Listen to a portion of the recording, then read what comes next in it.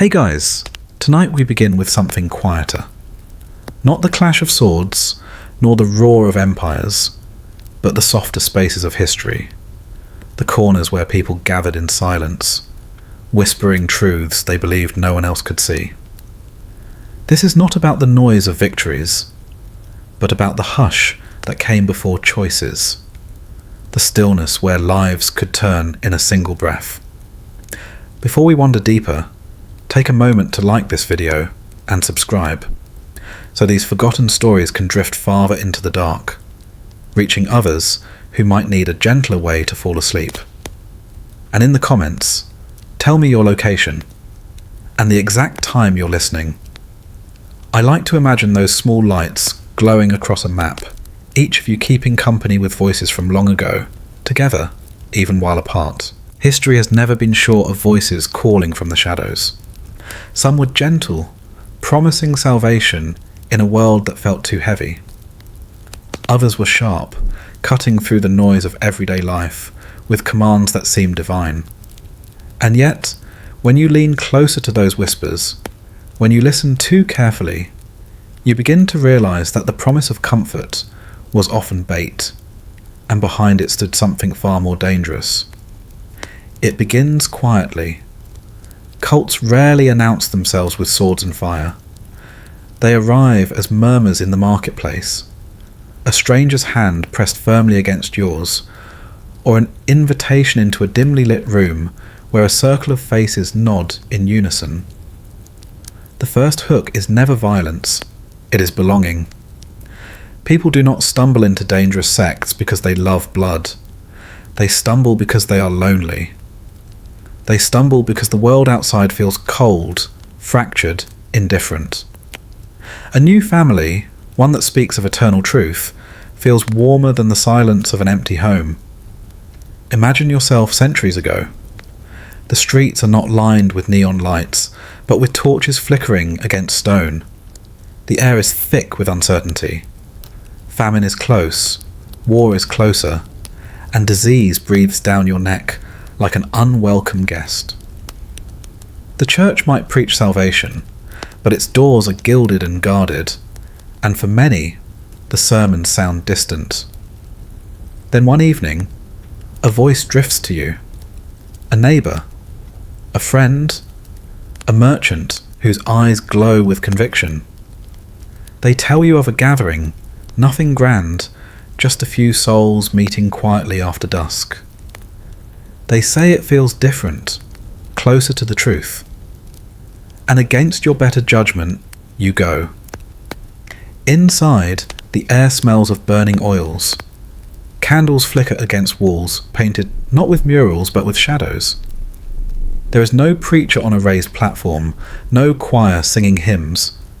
Instead, there is a man or woman speaking softly, their words weaving into you like threads into cloth. They don't tell you that you're a sinner. They tell you that you're chosen. They don't remind you of the world's cruelty. They remind you that together, you can escape it. It is intoxicating. For a moment, you feel seen. That is how they begin, the allure of secret faiths. They do not ask you to bleed on the first night. They do not demand that you kneel forever. They let you taste the sweetness first, and only when your tongue craves more do they slip the bitterness into the cup. You would not survive this world, not because you are weak, but because the web was spun long before you arrived. Imagine the hunger gnawing at your belly, the fear that your child will not see another winter, the hopelessness of paying taxes to lords who care more for castles than peasants. When someone promises a family that cannot be broken, when someone speaks of a truth that cannot be shaken, how long could you resist? The cult leaders knew this. They were not fools screaming into the night. They were careful hunters. They understood that desperation was more powerful than swords. You can chain a man and he will fight against it. But if you convince him that the chain is salvation, he will wear it proudly. He will kiss it. He will beg for it to stay. The whispers spread like smoke. One voice becomes 10, 10 becomes 100. A village begins to hum with secret songs. Fields are tilled by hands that murmur prayers not found in any holy book. Some groups were harmless at first, simple gatherings of mystics and dreamers. But history is rarely kind to the harmless. Power always finds its way into the centre, and when it does, the whispers harden into commands. There is a strange beauty in how it unfolds. The candles become rituals, the rituals become rules, and the rules become walls that separate the faithful from the world outside. You would not even notice the change at first. One week, you are asked to eat only certain foods. Another week, you are told to keep away from outsiders who do not understand. Soon your life outside the circle feels hollow, while inside, every nod, every whispered chant fills you with warmth. You are trapped, but you feel free. That is the genius of it. The allure of these secret faiths was not just their promises, but their intimacy. Great religions had altars raised to the heavens, but cults? They built theirs in the corner of a friend's kitchen, in the cellar of a house, in the woods where only moonlight bore witness. You felt as though you were part of something forbidden, something hidden from the greedy eyes of kings and priests. And secrecy has always tasted sweet, but behind every whisper there was hunger, not yours, but theirs. Leaders who claimed visions were often visionaries of greed. Their authority rested not on truth, but on your willingness to believe. The more you gave, the more they demanded. At first it was coins, then it was time, then it was loyalty so strong that if asked, you would give your very life. Still, it all begins with the allure. That first taste of belonging. That first moment when a voice says, "You matter." History records the rise of many such groups, some in Rome, where hidden sects flourished beneath the gaze of emperors, some in medieval villages, where wandering mystics spoke of hidden gospels and secret revelations, others in far-off lands, where desert prophets and jungle shamans drew circles of disciples around themselves.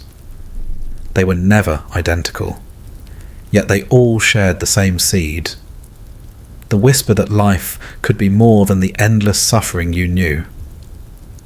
The dangerous part was never the fire or the blade, it was that these whispers made sense. When the world is cruel, hope, even twisted hope, is irresistible. And once you are inside, survival becomes a fragile thing.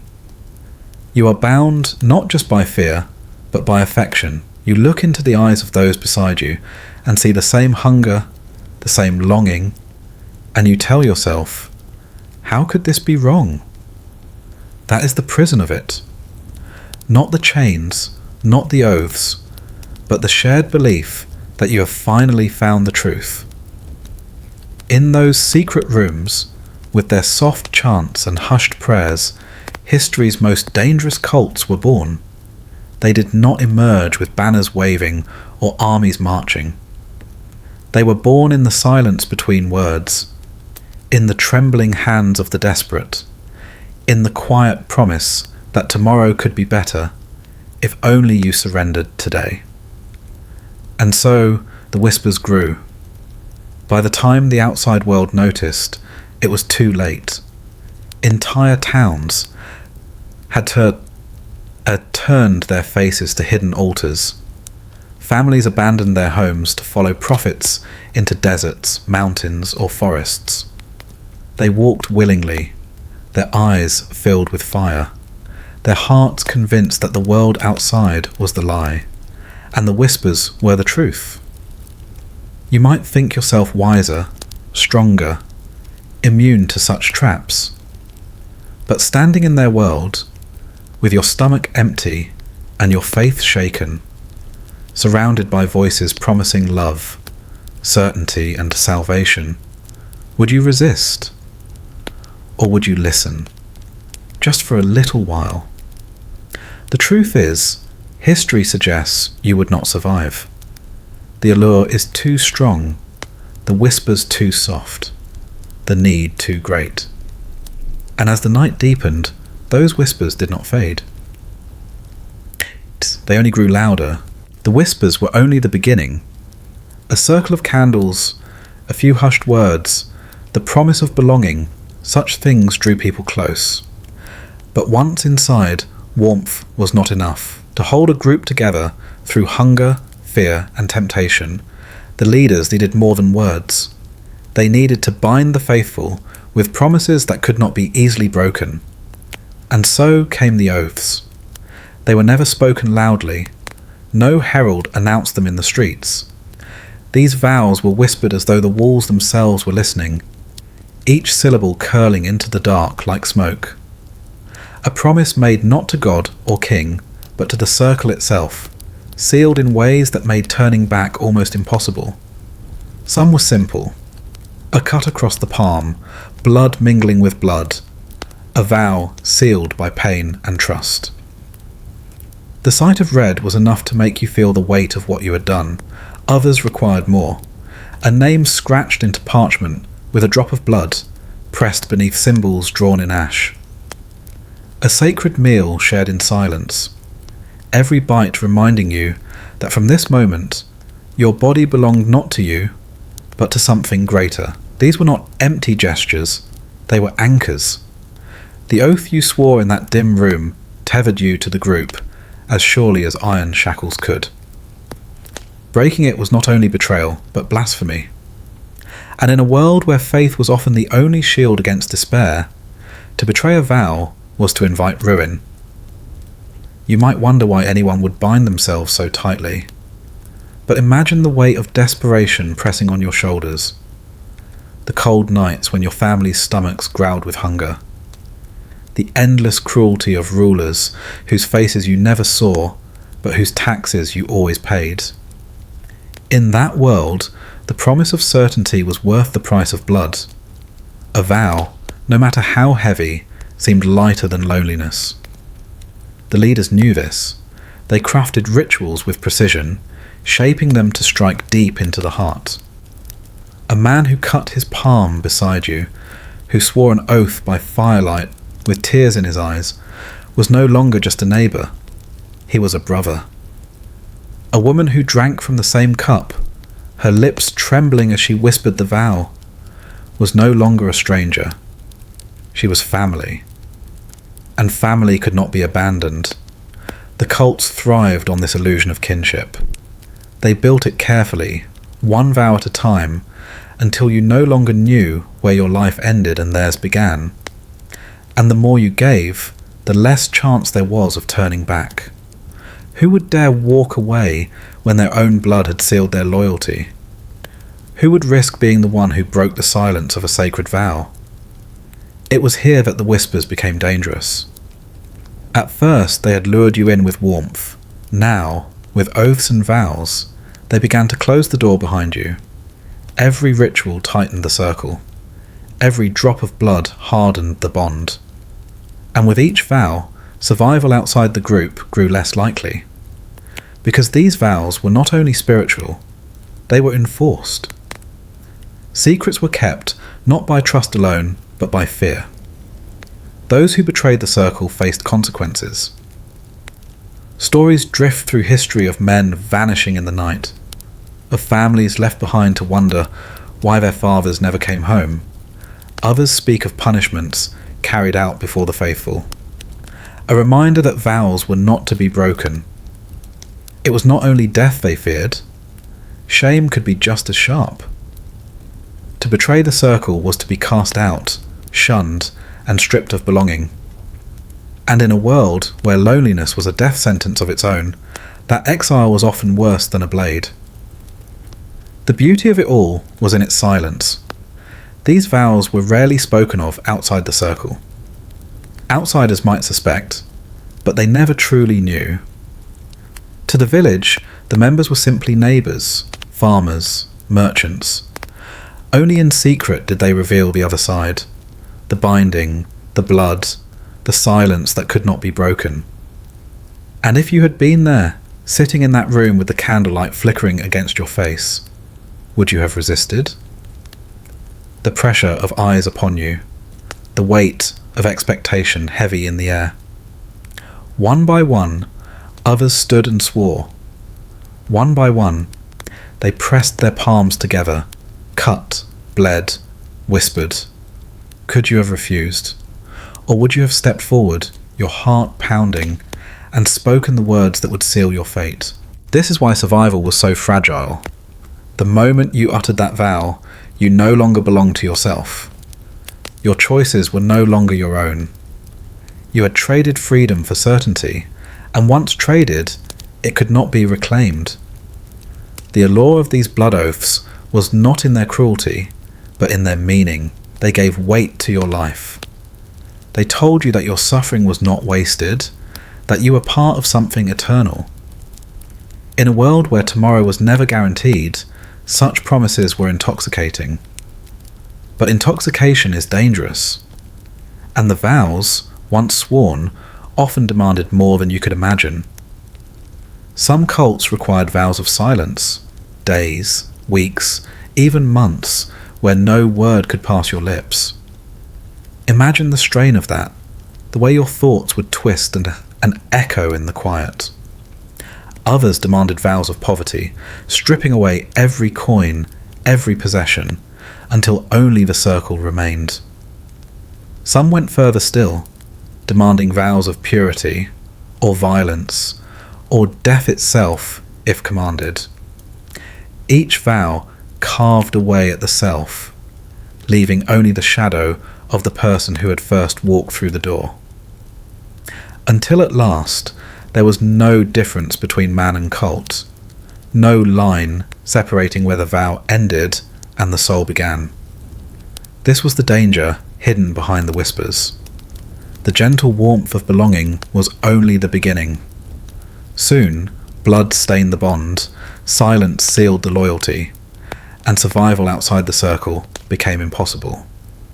And once the vows were spoken, the circle no longer whispered. It commanded. Once the vows were sealed, the circle no longer felt fragile. It was bound by blood, by silence, by secrets too heavy to carry outside its walls. Yet what lay in plain sight was never the full truth.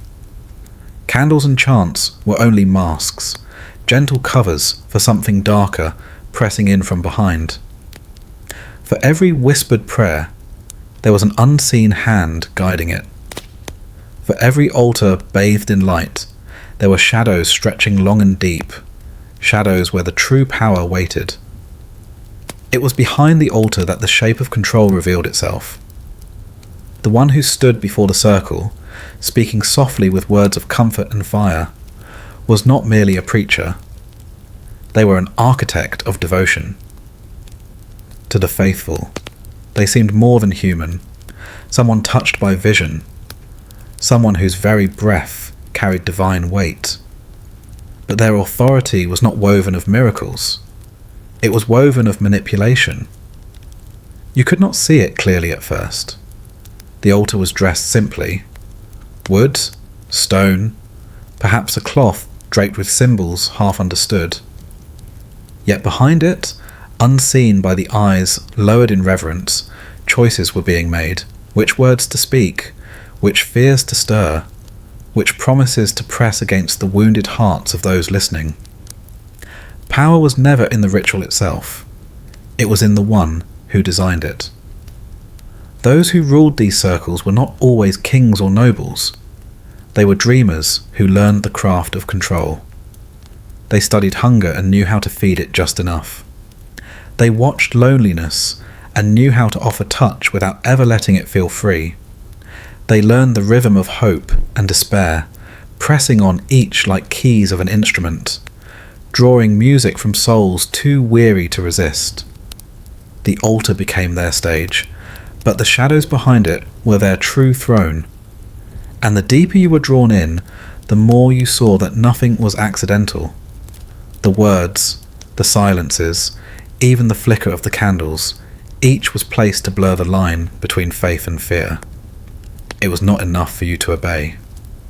You had to believe that obedience was your own choice. You had to believe the voice speaking from behind the altar was not demanding, but revealing. And once you believed, survival was no longer in your hands. The shadows grew thick around these leaders. Secrets nested there, too dangerous to ever be spoken aloud. Behind closed doors, wealth was gathered, coins stripped from the faithful under the pretense of sacrifice. Behind the altar, desires were indulged that never matched the purity preached to the crowd. History holds whispers of feasts hidden in cellars, of leaders who took what they wished while their followers starved. Yet the faithful never saw this, or refused to see. To doubt the altar was to doubt the vows, and to doubt the vows was to risk exile or death. The cleverest leaders understood that distance was power. They made themselves untouchable, placing veils of mystery between their lives and those of their followers. No one could question what they could not fully see. The altar glowed with light, but the figure behind it was always half in shadow, a silhouette more than a man, a presence more than a person. And a presence could not be challenged. But not all shadows hid indulgence. Some concealed cruelty. Behind the altar, commands were shaped that demanded more than words. Tasks whispered in secret sent men into the night with blades hidden beneath their cloaks. Orders silenced dissenters before their questions could spread. In the open there was only peace and prayer. In the shadows there was blood. The faithful might never see the acts carried out in their name, but they felt the chill of it. A brother gone missing. A neighbour who vanished after doubting aloud. The silence that followed was itself a warning. No one needed to say what the shadows demanded because absence spoke louder than words. And still, you would have stayed, because the warmth of the circle outweighed the fear of the shadows. You would have told yourself that the leader was chosen, that the commands came from a higher power, that your doubts were nothing more than weakness. This is the cruelest trick of all. The shadows did not need to hide. They thrived in plain sight, because belief blinded those who stood before the altar. For the leaders, control was a delicate balance. Too much fear, and followers broke.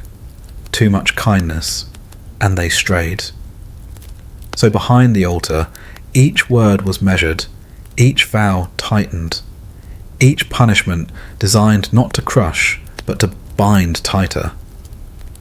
Survival depended not on the will of the faithful, but on the will of the one who guided them. And the will of such leaders was rarely merciful. You would not have survived long in such a place. Even loyalty was dangerous.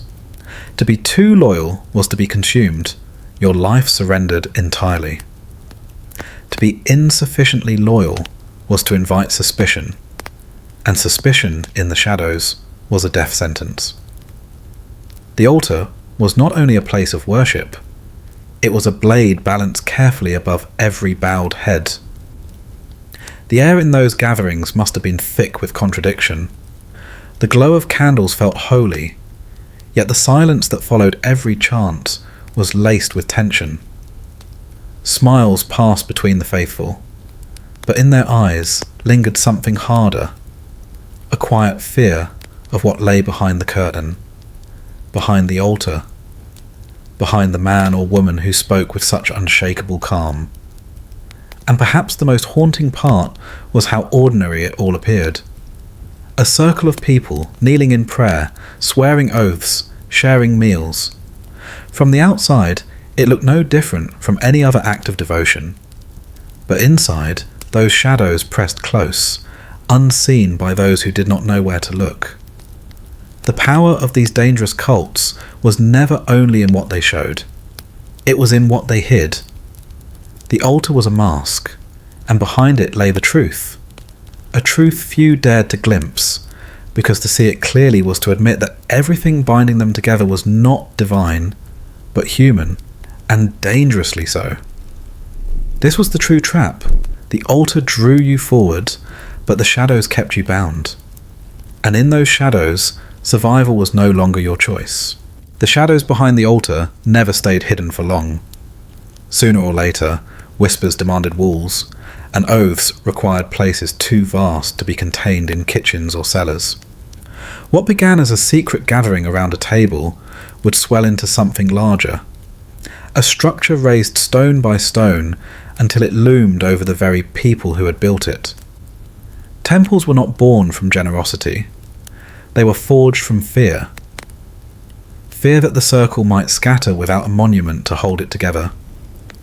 Fear that devotion might waver unless it was bound to a sacred space. And most of all, fear that the leader's authority would falter unless it was carved into wood, stone, and ritual. They rose in valleys, in forests, in deserts. Some were modest halls, their walls painted with symbols that only the faithful understood. Others were massive, towering buildings, built far beyond the means of those who worshipped within them. And yet every hand in the circle laboured to raise them. To refuse was to mark oneself as suspect. To question the work was to question the vow. And so men carried stones until their backs bent. Women hauled water until their arms ached. Children gathered wood until their hands blistered. The temple, once completed, was not simply a place of worship. It was a fortress. Its walls contained not only chants, but control. Inside, the leader's words grew heavier, echoing in the air until every syllable seemed to come not from a mortal voice, but from the stone itself. The walls themselves seemed to agree with him, amplifying his every command. And here is where survival became even more fragile. Within those walls, there was no escape. Every movement was watched, every prayer measured, every doubt weighed. The temple was not built for comfort. It was built to remind you of your smallness. You entered as a follower, but you left as a servant. Fear was stitched into the design. Narrow passages forced you to walk slowly, your footsteps echoing like a warning. Windows were scarce, letting little light from the outside world in, so that the only glow you knew was the light of ritual candles. Statues of guardians or symbols loomed above, their stone eyes fixed in eternal judgment. Even silence inside the temple was not peaceful. It was heavy, pressing down on the chest, as though the building itself could sense your hesitation. And yet, no one spoke of fear aloud. It was dressed in other names: reverence, awe, devotion. The faithful told themselves that the tremor in their bones was the touch of the divine, but in truth it was the weight of walls designed not to welcome, but to confine. Leaders understood this better than anyone. They used the temple as a tool, wielding its structure as carefully as they wielded words. To gather the circle in an open field was one thing.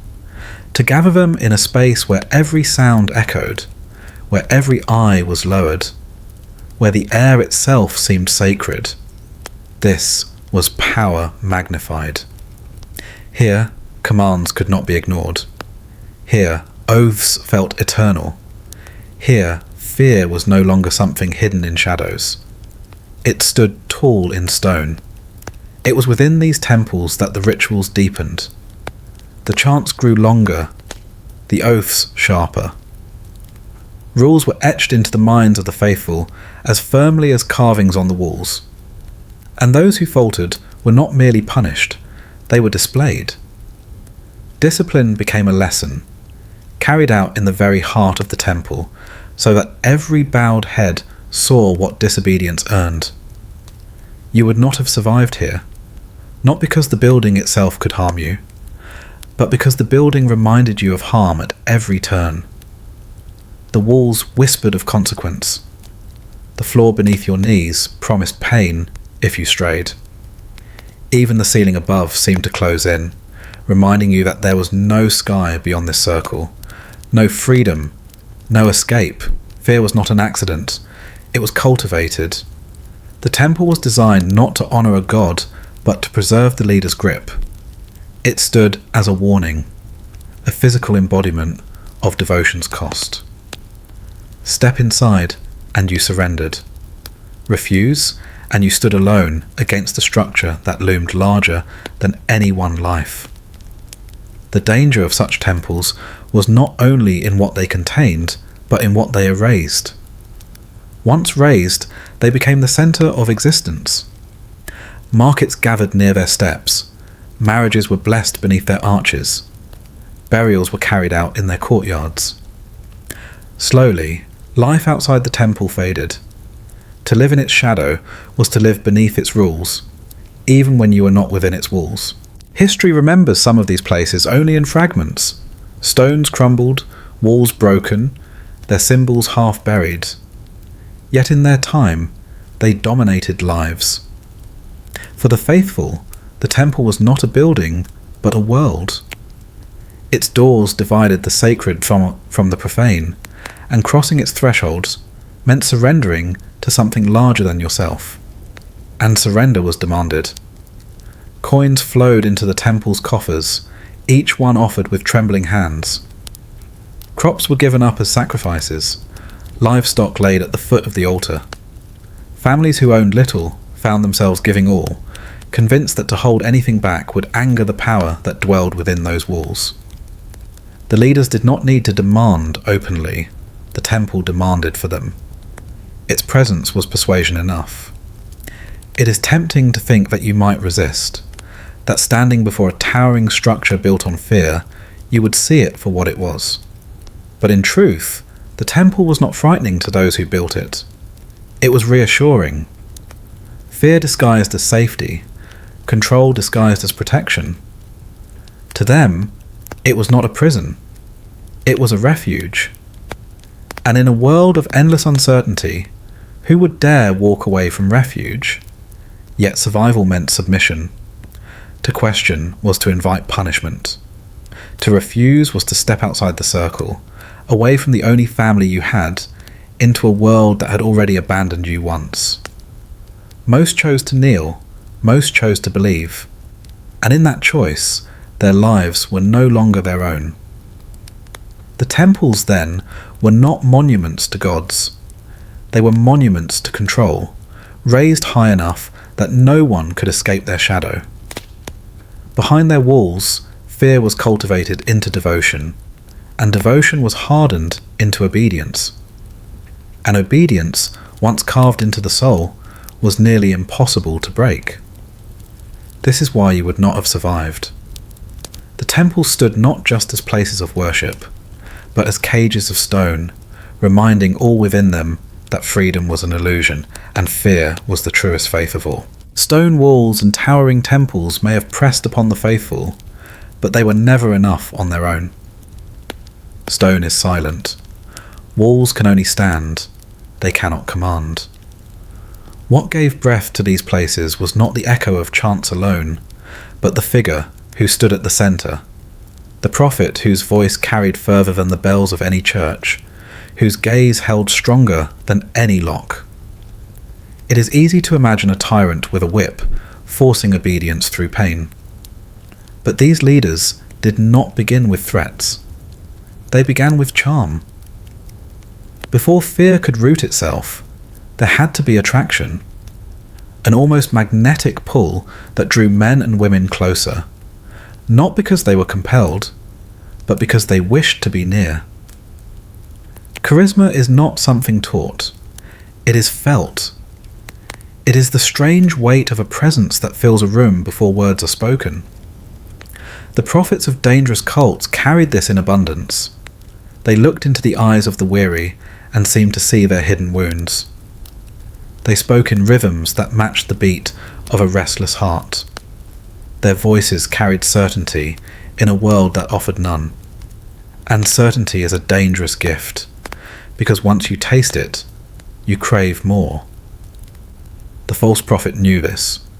They knew how to weave their words into patterns that seemed both ancient and entirely new. They told stories that slipped easily into the cracks of suffering lives. A farmer whose crops had failed heard not of his own bad soil, but of cosmic battles and curses only the prophet could break. A mother who lost her child was told not that fate was cruel, but that her grief had a sacred purpose. To the poor, the prophet promised treasure hidden in eternity. To the lost, they promised direction. To the broken, they promised healing. But it was not the promises alone. Many men can promise.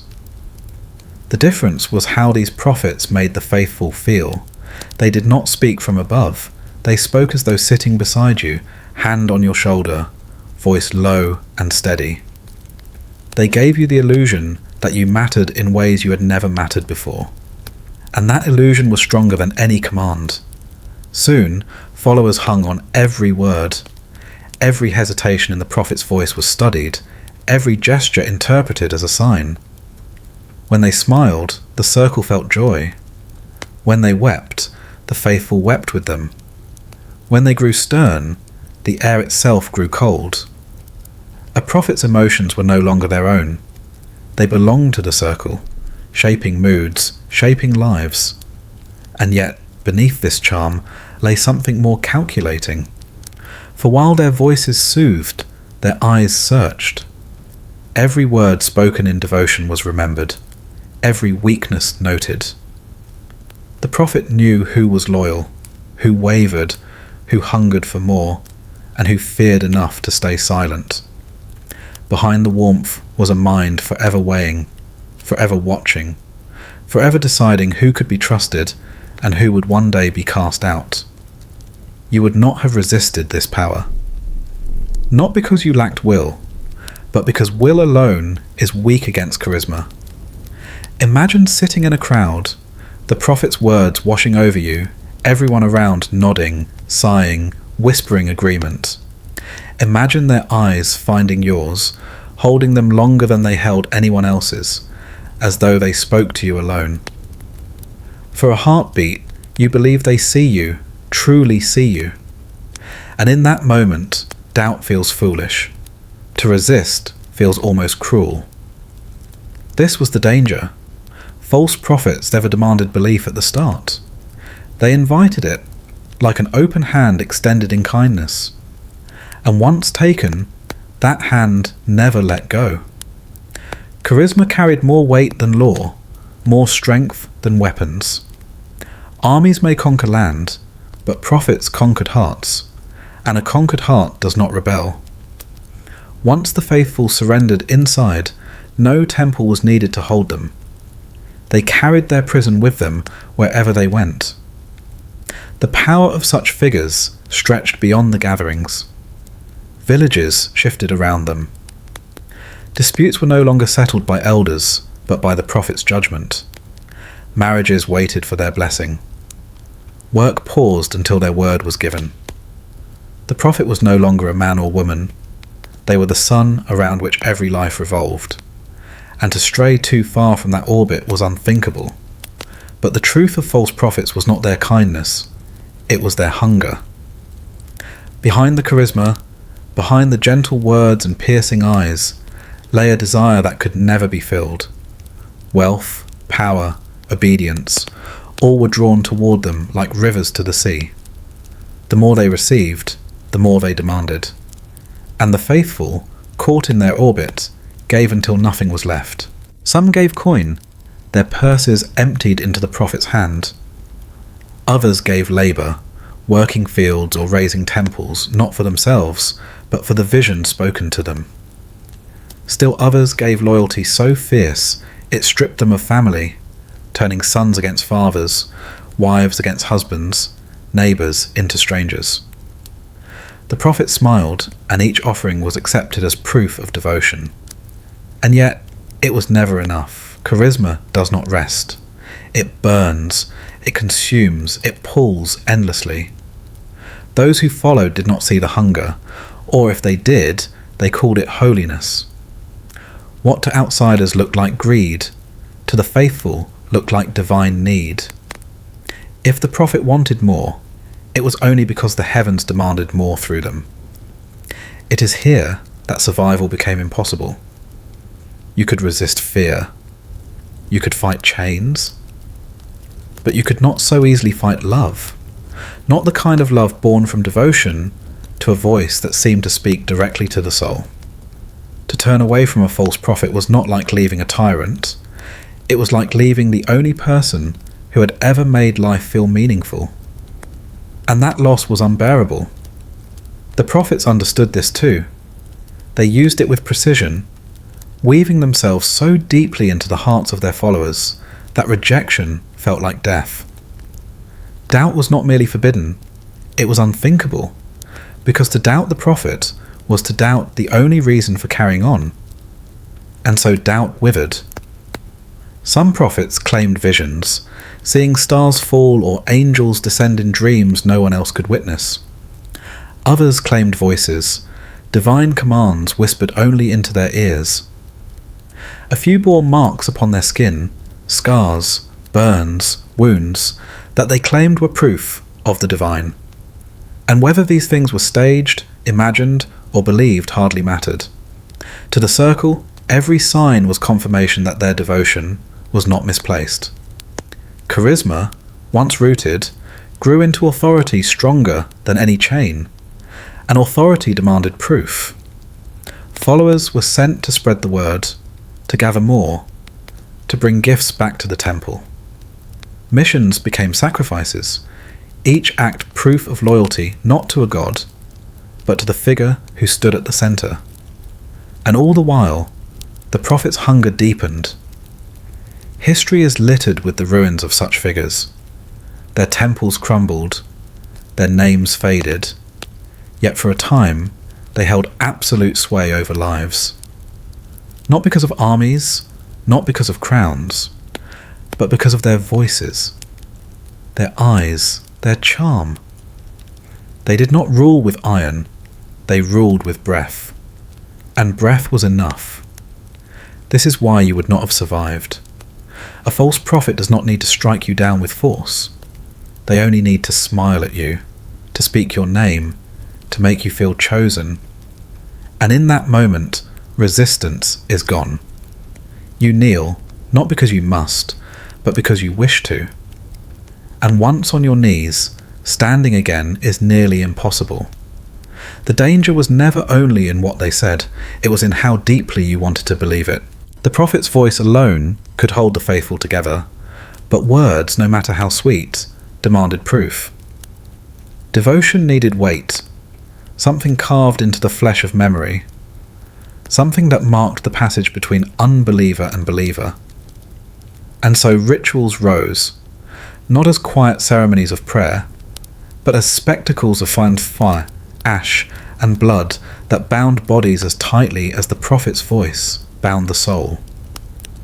When night fell and shadows stretched long across the earth, the followers gathered. Flames licked at the air, torches casting wild shapes upon the temple walls, while the smoke of burning herbs thickened until it clung to the lungs. To step into that circle was to abandon the ordinary. The air no longer smelled of soil or rain, it reeked of ash, of sacrifice, of something otherworldly. The senses betrayed reason, and reason gave way to belief. The rituals were not gentle. They were meant to strip away the softness of life, to remind the faithful that they were not mere mortals but participants in something far greater. Fire was the favoured tool. It consumed with purity, leaving only charred remains as testimony. A lock of hair burned in the flame, and the believer was told they were reborn. An animal offered to the pyre, its body twisting in the heat, became a bridge between worlds. In that blaze, death was not seen as an ending, but as a passage, a sacrifice to the unseen powers whispered of by the prophet. You would not have stood easily among them. The heat itself was unbearable, pressing against your skin until sweat stung your eyes and lungs begged for air, not heavy with smoke. Yet those around you welcomed it. They lifted their arms toward the fire, as though reaching for something hidden within the blaze. The flames did not burn them, they purified them, or so they believed. The more the fire consumed, the more the crowd felt cleansed. But fire was not alone. Ash followed, the remains of what had been surrendered. Ash was smeared across the brow, the chest, the palms, leaving grey stains like brands of belonging. To carry ash on the skin was to be marked as chosen, to walk through the streets visibly different. And it was not only bodies that bore the ash, homes, tools. Even food were brushed with it, reminders that nothing remained untouched by the cult's shadow. The prophets, standing above the ritual, used these moments to tighten their hold. Each spark that rose into the night sky became a sign, each crack of wood in the fire a message. The flames flickered in rhythm with their words, and the followers swore the fire itself listened, answering with tongues of light. This was no ordinary fire. It was sacred, a mirror of the heavens, a living proof that the prophets' visions were true. And so the rituals deepened. Simple offerings of grain became offerings of blood. At first it was animals, the bleating of goats silenced by a knife, their bodies drained into bowls that were cast upon the fire. But as the prophets' hunger grew, so too did the demands. Blood became not only symbolic, but personal. A finger pricked, a hand cut, a wound opened on the arm. Drops of red fell into the flames, and the followers rejoiced, for they had given part of themselves to eternity. The ash that remained from such fires was kept carefully. It was not swept away as waste, but gathered in urns, stored within the temple, carried to the sick as medicine, scattered upon fields as blessing. What once was flesh, fur, or blood became sacred dust, proof that death itself could be transformed into power. And the faithful believed, with every inhaled particle of ash, that they were breathing the divine. To stand in the midst of such a ritual was to lose the boundaries of the self. The drums pounded louder, bodies swayed, chants rose until they drowned out thought. Each voice blended into the next, until individuality dissolved. The flames roared, the ash settled, and in that blur of sound and smoke, a person was no longer a person. They were part of the collective, bound in fire and dust. You might think you could resist, that you could stand apart, refuse to chant, refuse to bleed. But in such a place, refusal was dangerous. To withhold was to mark yourself as impure, and impurity was not tolerated. Those who faltered were pulled into the circle, hands forced open, blood drawn whether offered freely or not. The fire demanded, and the fire was fed. The danger of these rituals was not only their brutality, but their beauty. For in the light of the flames, faces shone with ecstasy. Tears streamed, not from smoke alone, but from joy, from the overwhelming sense of belonging. To be part of the ritual was to be part of something eternal, something stronger than the fragile flesh that carried you. In that moment, pain was no longer pain. It was proof, and proof was what every follower craved. There were nights when the fire burned so fiercely it lit the sky for miles. Outsiders saw only smoke and ruin, but within the circle, the faithful saw heaven descending. They swore angels walked among them, hidden in the flames. They claimed to hear voices in the crackle, commands from the beyond, promises of worlds unseen. And when dawn came, and only grey ash remained, they did not mourn. They gathered it carefully, each handful a relic of what they had witnessed. But the rituals did not end with nightfall. Ash clung to clothing, to hair, to skin. It travelled home with the faithful, settled into their beds, their food, their breath. The cult had found a way to seep into every corner of life. And once the ash touched you, it was impossible to wash away. This was how survival slipped beyond reach. Fire was not only spectacle, it was indoctrination. To stand in the circle was to surrender, to mark yourself as chosen, to breathe the ash and let it stain your very being. Even if you fled, even if you tried to return to ordinary life, the ash remained. You carried it with you, a reminder that you had once given yourself to the fire. And those who carried the mark were never truly free. Rituals of fire and ash bound not only the faithful to their prophet, but to each other. They shared blood. They shared breath.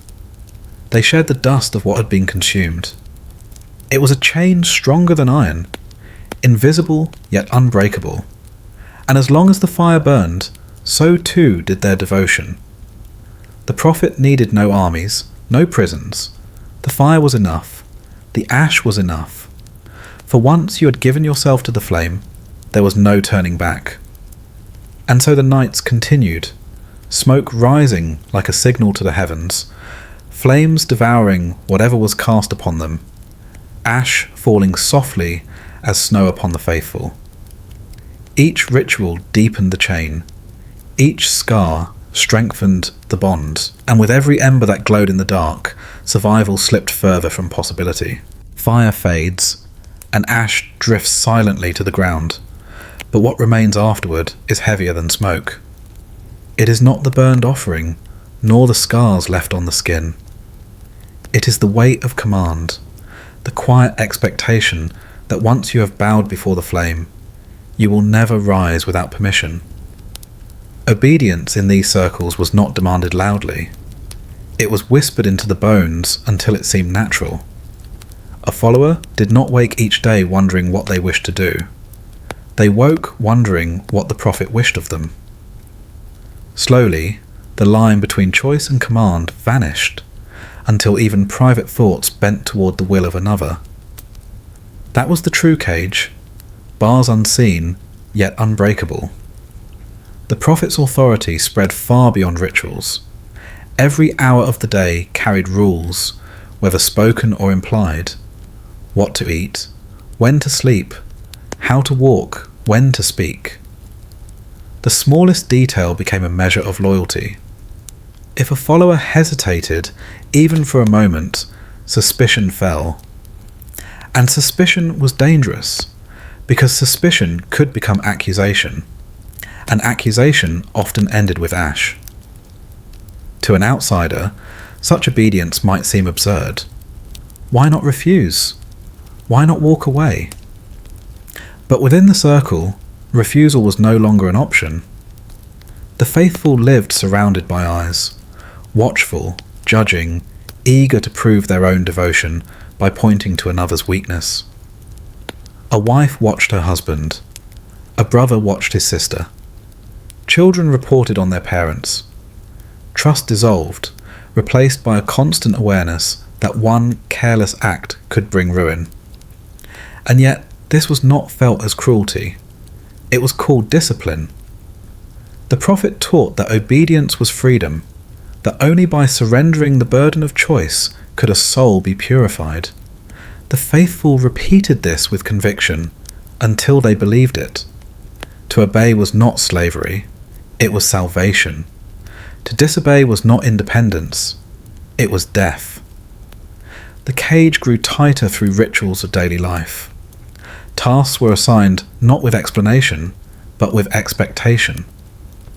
One day a follower was told to rise before dawn, to sweep the temple steps in silence until their back ached. Another was sent to fast for days, lips cracking, stomach writhing with hunger. Others were ordered to walk barefoot across stones, or to stand unmoving for hours while chants echoed around them. These were not punishments, but offerings, tests of faith. And those who endured without complaint were praised, lifted high as examples of devotion. Soon, suffering itself became a measure of holiness. The more one endured, the more worthy they were deemed. And so the faithful sought out new ways to obey, even without command. They tightened their own cage, eager to prove loyalty before suspicion could fall. What began as obedience to the prophet became obedience to the very idea of obedience, a devotion to the cage itself. This was survival's undoing. A man who questions can still escape. A man who obeys without thought cannot. The Prophet's commands did not stop with hardship. They extended into the deepest corners of life. Marriages were arranged or broken at a word. Children were given away or kept close according to the Prophet's vision. Work, love, rest, even dreams, none belonged to the individual anymore. All belonged to the voice that held them. And when the Prophet wished, obedience could turn to cruelty. A follower might be told to strike a neighbour, to withhold food from a friend, to turn their back on a parent. The faithful did not hesitate, for hesitation was disobedience. They carried out the order with trembling hands, telling themselves that pain inflicted on others was not their choice, but the Prophet's will. The cage was so complete that even guilt was forbidden. Imagine standing there, watching as those around you bowed their heads and accepted every word as law. Imagine the silence that followed a command, when no one questioned, no one spoke, no one resisted. Imagine feeling your own voice locked in your throat, fear burning hotter than the fire you once stood before. To refuse would mean exile, punishment, perhaps even death. To obey meant survival, but survival inside a cage. The cruelty of this obedience was not in its violence, but in its subtlety. No chains clinked, no locks turned. The faithful believed they were free even as they shackled themselves. They told each other that obedience was joy, that submission was strength. And so the cage was not seen as a prison at all, but as a sanctuary. The Prophet understood the strength of this illusion. They knew that once obedience was complete, no further force was needed. The faithful policed themselves. They whispered warnings to one another. They punished hesitation. They silenced doubt before it could bloom. The Prophet only had to watch, and the cage sustained itself. Over time, this obedience hollowed the followers. Their laughter grew quiet, their eyes distant, their voices flat. They no longer asked questions, no longer sought anything beyond what was commanded. They were alive, but only barely. They walked, they breathed, they spoke, but the spark of will had been extinguished. What remained was devotion, carved into them like marks on stone. This was the true danger of the cult, not the fire, not the ash, not even the Prophet's charm. It was the cage of obedience, invisible yet inescapable. Once inside, you no longer needed guards. You became your own jailer, your own accuser, your own executioner. And should you try to resist, to reclaim the faint memory of choice, the weight of the cage crushed you. The stares of those around you burned hotter than fire. Their silence pressed heavier than iron. Even the thought of disobedience brought shame so fierce it felt like drowning. And so you obeyed, not because you were forced, but because the cage itself had become your world. This is why survival was impossible. You might endure hunger, endure smoke, endure pain, but how could you endure the loss of yourself? How could you fight when your own mind whispered that obedience was holy, that resistance was sin? How could you escape when the cage was built not of walls, but of belief? It is said that a man in chains still dreams of freedom, but a man in obedience forgets what freedom was. Obedience did not end with words or gestures. It sank into the body itself, shaping what one ate, when one drank, and how one shared the simplest acts of survival. A meal in such a world was never just bread and water, never just hunger answered. It was a test, a ceremony, a bond sealed in the swallowing of sacred offerings. At first the feast seemed generous. The Prophet's table was set with bowls of fruit, loaves of bread, cups filled with dark liquid that caught the glow of torchlight. Hunger, sharpened by fasting and toil, made every morsel taste like a blessing. To eat was to share in the abundance of the faith, to feel that no one among the circle was forgotten. The air filled with the sound of chewing, of drinking, of voices lifted in prayer before and after. It looked like unity. It tasted like trust.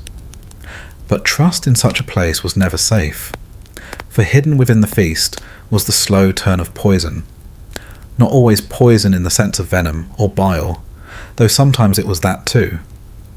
It was poison in the way food became control. To eat was no longer a choice. It was an oath. A believer who sat at the table could not refuse what was offered, for refusal was defiance, and defiance was deadly. The prophet presided over the meals, their cup raised high, their voice weaving blessing over the food. Every eye fixed on them, waiting to see the first bite, the first sip.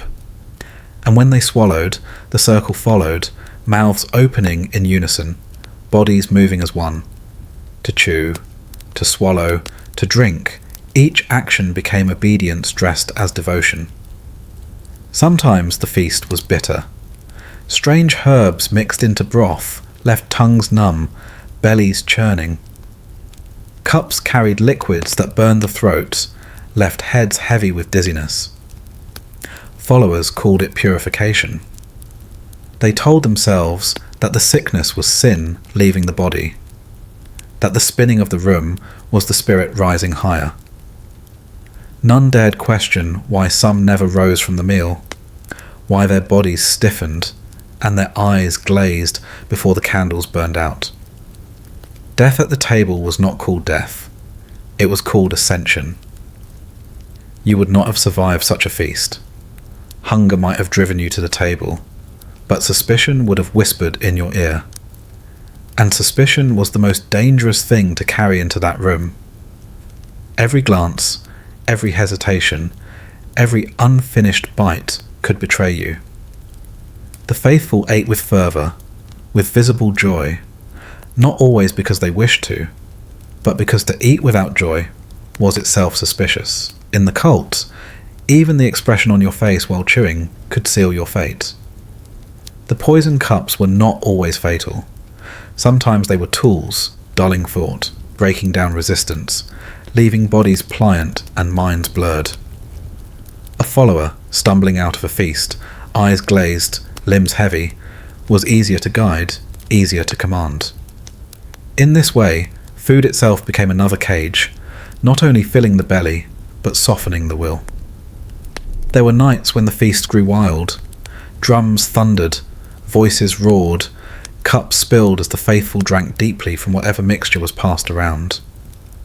Laughter turned to shouting, shouting to weeping, weeping to song. Some collapsed to the floor, trembling, their bodies jerking as though touched by divine fire. Others tore at their clothes, rolling in ash, smearing food across their faces as offerings. To an outsider it would have looked like madness. To those within, it was proof that the Spirit moved among them, and always at the centre was the prophet, untouched, unshaken. Their cup never ran dry.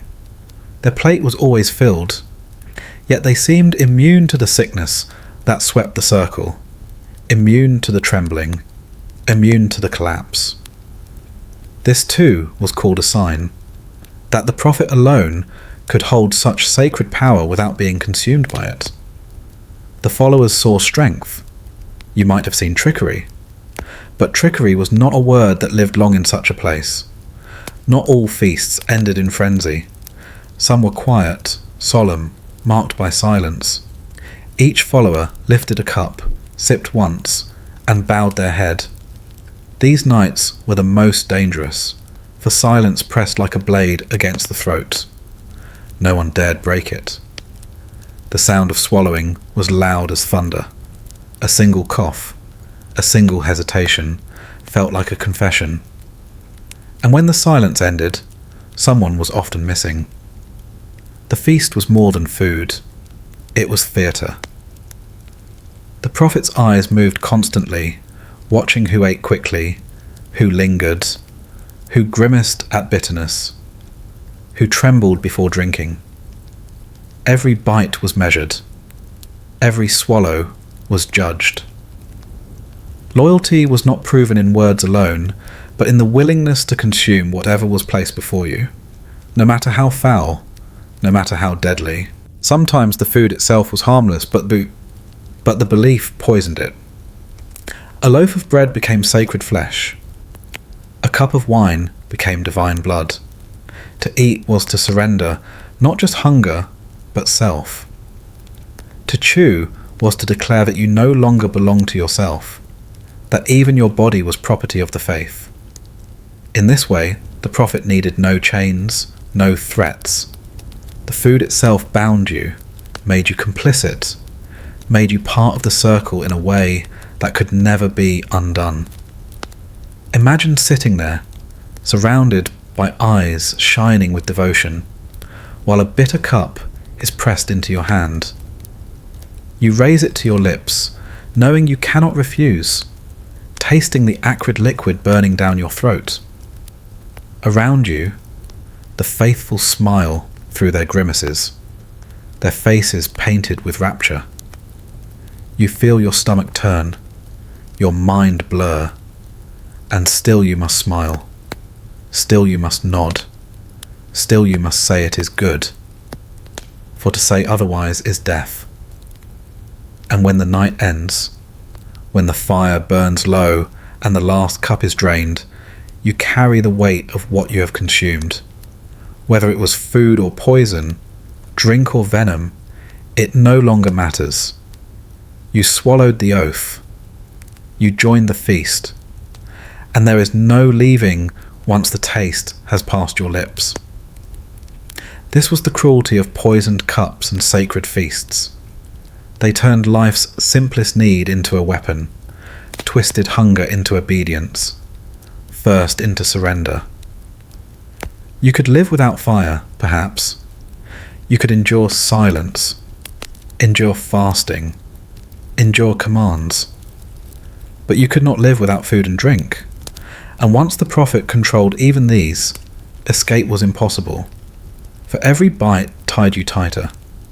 Every swallow carried you deeper, and in the end, even if the poison did not kill you, the obedience it demanded surely would. The feasts left their mark, not only on the body, but on the mind. Bellies might be full, yet hearts remained hollow, searching for something to cling to after the bitter cups had passed. Into this emptiness stepped another ritual, one as old as belief itself, the mask. It was never enough for the prophet to speak with authority. Words alone dissolved in air. What truly bound the faithful was sight, the vision of a figure who no longer looked human, who bore the face of the divine itself. When the prophet appeared in the mask, it was not the same person who presided at the table. Something shifted. The hall grew still, torches seemed to burn lower, and even the air carried a weight that pressed against the chest. Masks held power because they erased the human. A face is fragile, shifting with every emotion. But a mask is eternal. A mask does not flinch, does not smile, does not falter. Behind it, the prophet became unassailable, less a person than a presence. The materials varied, sometimes carved wood, lacquered until it gleamed like wet stone, sometimes hammered metal that caught the light in ways that blinded the eyes, sometimes painted clay, cracked at the edges, the fractures giving the appearance of age beyond human years. The features themselves could be serene or terrible, unblinking eyes, a mouth that stretched too far, a brow marked with lines like rays of the sun. Whether beautiful or grotesque, the mask commanded attention, pulled all gazes toward it as though gravity itself had shifted. When the prophet entered wearing such a face, the followers fell silent. Not one dared meet the eyes of the mask directly. They lowered their heads, trembling, whispering prayers as though in the presence of something not quite mortal. And perhaps that was the point, to blur the line between flesh and God, to step across into a space where no one could remember where humanity ended and divinity began. The mask was not only worn by the leader, followers too sometimes donned them, though never the same ones. Lesser masks were handed out, painted with crude symbols, feathers or streaks of ash. These masks stripped individuality away. One could no longer tell who was behind them, whether friend or stranger, whether kin or rival. The circle became faceless, a sea of identical mouths chanting in unison. Without faces there were no doubts. Without faces there was no dissent. But the prophet's mask was always set apart. It shone brighter, sat higher, spoke louder. When it turned, all heads turned with it. When it tilted upward, the crowd raised their voices. When it dipped downward, silence fell like a curtain. Every tilt, every gesture, carried the weight of command. Behind the mask, the prophet became untouchable, untethered from the weaknesses of flesh. You might think you could resist such a display, that you would remind yourself of the human mouth hidden behind the carved one, of the mortal breath clouding the inside of the mask. But the longer you looked, the harder it became to separate truth from performance. The mask spoke, and the voice seemed altered, echoing, layered with something more than human. You found your own voice weakening, your body stiffening with unease. Masks were not only for ceremony, they appeared in judgment. A follower accused of betrayal was brought before the prophet not to face a man or woman, but to face the mask. To be judged by something that did not blink, did not soften, did not breathe in sympathy. Imagine standing in that room, the mask looming above you, every eye fixed on your trembling form. The prophet did not need to shout. The silence of the mask did more than words ever could. And when the judgment fell, it was not heard as human anger, but as divine decree. There were nights when masks multiplied, the hall filled with them, rows upon rows of faces that were not faces. Drums pounded, fires roared, and the prophet, crowned in their mask, raised arms as the others swayed, faceless, nameless, lost in rhythm. The chant rose and fell like waves. Within that sea of anonymity, the self dissolved. You could not tell where you ended and where the mass began. That was the danger. Once you wore the mask, you no longer belonged to yourself. Masks of divinity did more than frighten. They comforted. For the weary, the broken, the uncertain, it was easier to believe in the fixed, unmoving face than in the fragile unpredictability of a human one. The prophet could weep in private, rage in secret, despair in silence, but when the mask was donned, none of that mattered. To the followers, it was perfection. To question it would have been to rip apart the illusion that kept them whole. But illusions have a cost. Those who wore masks too long often forgot how to remove them. The prophet might have slipped out of the carved visage, but the eyes remained strange, distant, unblinking. The followers, once faceless in their painted disguises, sometimes struggled to remember who they were when the wood was set aside. Children no longer recognized parents. Lovers no longer knew each other's expressions. The mask clung, even when it was gone. The true danger was not in the material, but in the meaning. A mask could declare someone untouchable. It could mark them as chosen. It could strip others of humanity until they were nothing but instruments. Under the masks, the cult learned to kill without hesitation, to sacrifice without pity, to surrender without thought. For if the mask demanded it, then surely it was not a man asking, but a god. Think of the moment when the prophet, masked, lifted a hand, a single motion, a gesture no more complicated than swatting away dust. And with that motion, lives ended, throats were cut, fires were lit. The followers obeyed because they were no longer obeying flesh. They obeyed the face of eternity. To sit in that hall, surrounded by masks, would have been to sit in a dream from which you could not wake. Every sound distorted, every face erased, every movement synchronized. And at the center, the prophet's mask glowing in firelight, drawing you in, erasing resistance. Could you have held on to yourself there? Or would you too have taken up the painted wood, fastened it over your face, and surrendered your name to the chant? Masks of divinity were never just coverings. They were prisons worn willingly, cages that did not need locks or bars. For once you placed it on your face, you ceased to be yourself. You became what the mask demanded. And in such a place, survival was not measured by breath or heartbeat, but by how long you could endure the erasure of everything that made you human. The mask was never just a disguise, it was an invitation, one that whispered of something greater waiting beyond the fragile flesh. And once the vision had burned itself into the minds of the followers, the next step was inevitable. Masks were only the doorway. Beyond them lay the promise. Every cult, no matter its language or ritual, dangled eternity like a lantern in the dark. For weary souls battered by hunger, grief, and the endless turning of time, the promise of forever was irresistible. Mortality had always been the wound of humankind. The prophets knew this well. They pressed their fingers into it, reminded their flock that everything they loved would wither, every face they cherished would fade, every heartbeat would stumble to silence. And then, at the precise moment when despair reached its peak, they offered the cure. Follow, obey, surrender, and eternity would be yours. But eternity is never free. The promises were painted in colours too bright for mortal eyes. Pearls that glimmered beyond death.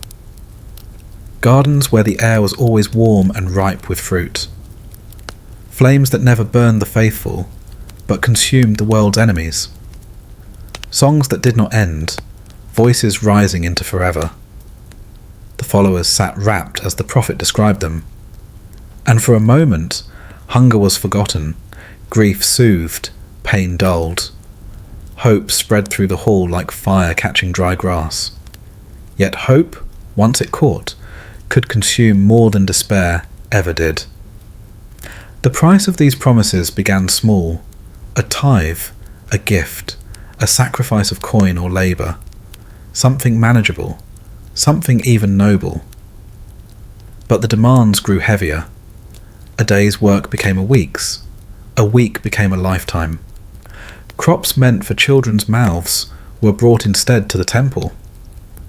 Brides and grooms pledged not to each other, but to the faceless God of the prophet. Soon nothing belonged to the faithful, not their land, not their bodies, not their time. All of it was claimed as an offering, a down payment on eternity.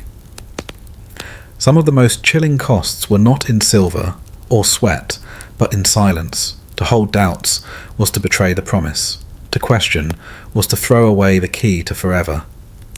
Families turned inward, hiding thoughts, biting tongues, measuring every glance. Children learned not to ask. Husbands and wives learned not to whisper. In silence, eternity festered, unchallenged, untested. The less it was spoken of, the more it grew, like a shadow stretching over every corner of life. And still the promises deepened. The prophet declared that eternity required not only loyalty in this world, but separation from the old one. The faithful began to burn their pasts. Letters were cast into flames. Names were abandoned. Graves left untended. The cult promised them new names, new families, a place in an eternal chain unbroken by death. But in that rebirth, the old self was murdered quietly, without struggle, without grave. Would you survive such a bargain? Imagine being told that the love you carried for a mother or child was a weight dragging your soul into darkness. Imagine being asked to cut it away in exchange for a promise you could not touch, could not test, could not see. And imagine the silence of everyone around you, each one already convinced, each one already nodding, each one already surrendered. What would you do in such a hall, with eternity shining above you like a star, and the knife of obedience pressed into your hand? The cults understood that the promise of forever was strongest when paired with fear. For what use is paradise if there is no hell to escape? So the prophets painted nightmares as vividly as they painted dreams. Eternal gardens for the faithful, yes, but pits of endless fire for the doubters. Celestial choirs above, yes, but shrieking torments below. And in between, the fragile moment of now, where only obedience could tip the scale. The price was not only paid by those who stayed, but by those who left. Apostates, deserters, skeptics, they bore the heaviest cost of all. To walk away was not merely to reject the prophet, it was to forfeit eternity. The cult declared that such souls would wander forever, neither living nor dying, trapped between worlds with no rest. Families shunned them, lovers spat on them, children screamed at the sight of them. In leaving, they lost not only the promise of paradise, but the only community they had left. Many who tried to escape found themselves crawling back, broken, begging to wear the chains again. The prophets themselves never bore the cost, at least not in the same way. They drank richly of devotion, clothed themselves in offerings, surrounded their flesh with luxury. But to keep the promise alive, they too had to bind themselves to the illusion. To falter even once, to admit a moment of doubt, would have shattered the spell. And so they hardened. Behind their masks, they smiled endlessly, preached endlessly, demanded endlessly. Their humanity rotted unseen, while their followers paid the price in open air. There were moments when the promise turned lethal. In some halls, eternity was not just offered after death, but demanded through it. The prophet spoke of a final trial, a purging, a passage. Cups laced with poison passed from hand to trembling hand. Fires lit in the name of cleansing. Knives drawn not against enemies, but against kin. Each act carried out with tears and trembling, yet with the certainty that the pain of this world was nothing compared to the forever that awaited. Would you drink? Would you step forward into the flames? Alone, perhaps you would resist. But in a room where every eye burned with certainty, where every voice chanted with conviction, resistance would not feel like courage. It would feel like betrayal, and betrayal carried a price no one wanted to pay. The tragedy of eternal promises was not only that they could demand death, but that they stole life long before it ended. Every sunrise became a rehearsal for the afterlife. Every meal a shadow of the feast to come. Every embrace a reminder that flesh was temporary, that the real bond lay in the eternity promised by the prophet. Days lost their meaning, years blurred. Life itself became an empty corridor, leading only to the door of forever, and yet, even when the promises consumed everything, few could turn away. For to admit the lie was worse than to endure it. To realize that years of sacrifice, silence, and surrender had purchased nothing. This was a wound deeper than death. Many clung to the promise, not out of faith, but out of fear of emptiness. The promise had become the only thing holding them together. The price of eternal promises was not measured in coin or blood alone, but in stolen time, stolen thought, stolen self. The faithful gave their lives long before their hearts stopped beating. And when they finally lay in the ground, their faces set toward eternity, the silence that followed was not one of peace, but of absence. And still, the cults endured. For as long as there were hearts that feared death, as long as there were eyes that longed for light beyond the grave, there would be prophets ready to sell eternity. And there would always be those willing to pay the price. The promises of eternity bound the faithful tightly, but the prophets understood something darker still. Eternity could not be secured by the old alone. Mortality gnawed at them, and devotion weakened with age. To keep the fire burning, they needed new kindling, children who would never know a world outside the cult, who would breathe its chants with their first cries, who would see obedience not as sacrifice, but as nature. The children were the true captives. Adults at least remembered another life, fields they once walked, markets they once haggled in, names they once carried proudly. But children had no such memories. Their first lullabies were prayers. Their first lessons were rules. Their first games rehearsals of rituals. From the moment they could stand, they were taught to bow. From the moment they could speak, their tongues were bound in doctrine. In the halls of the faithful, children rarely knew the warmth of individual affection. Parents were not seen as their own, but as vessels through which the community flowed. The prophet declared that a child did not belong to flesh and blood, but to the eternal. Mothers were instructed to silence tenderness, fathers to smother pride. A child's laugh was not cherished for itself, but judged by whether it echoed obedience. A child's tears were not comforted, but measured as signs of weakness to be purged. Play was reshaped into ritual. Toys carved in the likeness of idols, games ending in chants of devotion, songs that drilled obedience into memory. Imagine a child running through a courtyard, not chasing butterflies, but reenacting a sacred procession. Their steps corrected sharply if they faltered. Imagine small hands holding cups in mock ceremonies, practicing for the day when poison or blood might be poured instead. Childhood was consumed before it even began. Education, too, was twisted. Where others might learn letters and numbers, these children memorized scripture, chants, visions of paradise and torment. Every story ended in the same lesson. Obedience brings eternity. Disobedience brings ruin. There were no tales of heroes who defied tyrants, no ballads of love that overcame hardship. Only endless retellings of submission rewarded and doubt destroyed. And so the children grew up not knowing that another world of thought even existed. The prophets understood the strength of repetition. Children were made to chant before dawn, at midday, at dusk, at night. Their voices cracked from constant recitation. Their breath rasped, but still they continued. Over time, the chants became not words, but rhythms in the blood, pulses in the bone.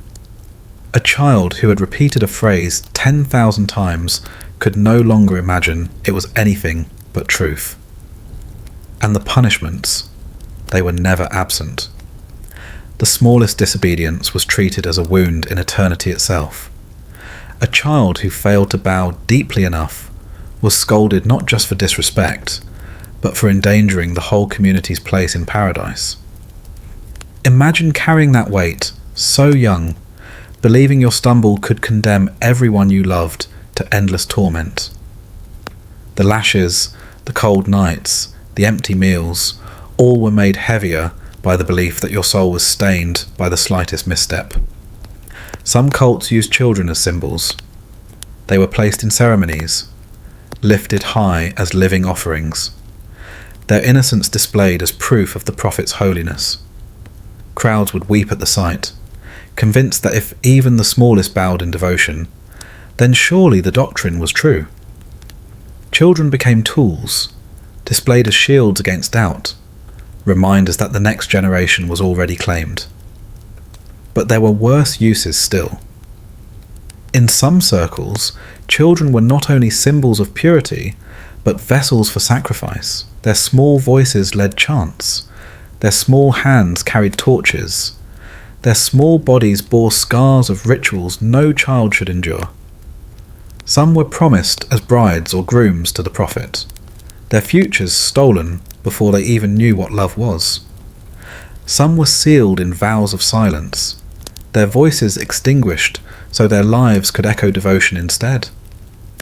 And yet perhaps the cruelest theft was the denial of choice. Adults could remember another path, however faintly. Children could not.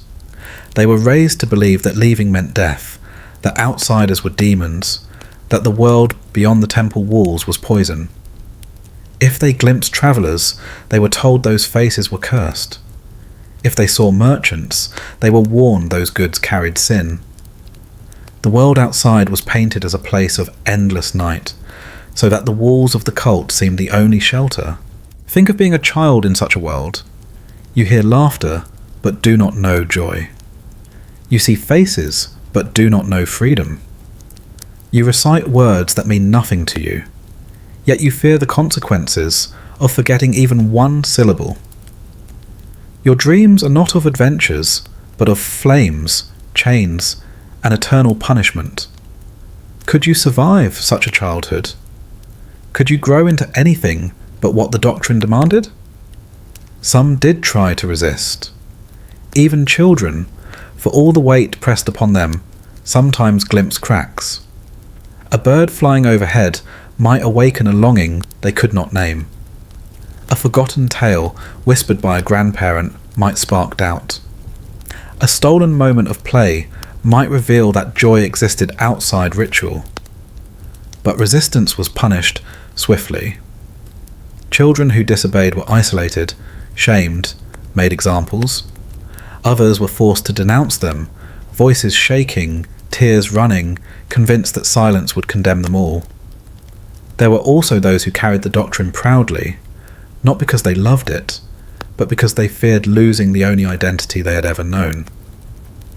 They became the fiercest enforcers, the ones who pointed out the hesitations of others, who memorized every line, who sought to prove their worth to the prophet by turning suspicion outward. These children grew into adults without childhoods, guardians of the very prison that had swallowed them whole. The doctrine did not stop at the walls of the temple. Children sent into nearby towns for labour or trade were told to keep their mouths shut, to smile but never to speak. Their silence cloaked the cult in mystery, kept outsiders from prying too deeply. Yet even in silence, others noticed. The blank stares, the stiff postures, the way these children flinched at laughter or music. Outsiders whispered, uneasy, sensing something unnatural, but rarely daring to interfere. For the prophet, children were the insurance of legacy. Adults might falter, but children moulded young enough would carry the faith unbroken. In them, the cult extended its reach into the future. They would grow, they would marry within, they would raise children of their own, each generation bound tighter than the last. What began as a gathering of the desperate became a lineage of the devoted, stretching across decades, even centuries. And still, beneath the chanting and the vows, there lingered something unspoken, a quiet grief. Some mothers wept in secret, longing to hold their children as their own, not as offerings. Some fathers hid stories in their hearts, scraps of old songs they never dared sing aloud. The children might never know these things, but the sorrow of what had been stolen hung heavy in the air, like a ghost that refused to leave.